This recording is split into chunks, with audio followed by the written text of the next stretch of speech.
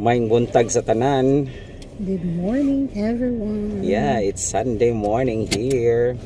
And time check, it's 5:40. So Carol, unsa man atong message? Hinaot ang tanan naka-relax sa ilang weekend. Yeah. Para naka-recharge. Yeah, naka-recharge para ready na pod for the week.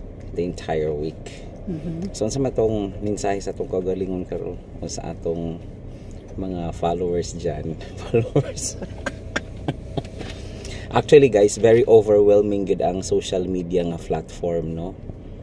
Very powerful. Kay imagine kagahapon nagplansya lang ko 5.7 pa to siya.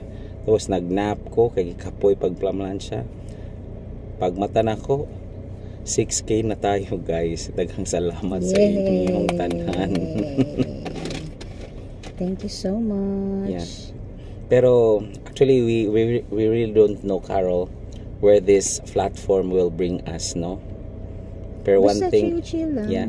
But one thing for sure, nakatabang siya sa amon ni Carol. It made us better persons.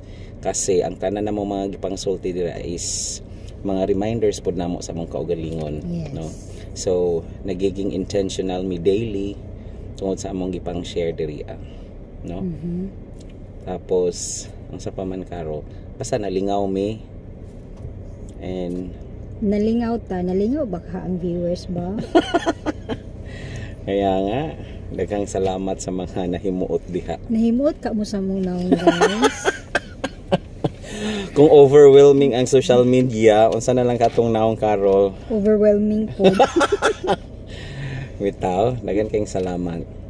And wala pa dyan kabalo ni Carol where this platform will lead us, no?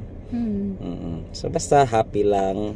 Basta happy lang, chill. Keep going and hopefully Carol lagi may one way to diba, relieve the stress niya. Yeah. And then hopefully pod na may napulot pod mo na inspired baka ha, yes. Mga viewers. I hope na pod sila ay nakuha. Yeah, mao gyud.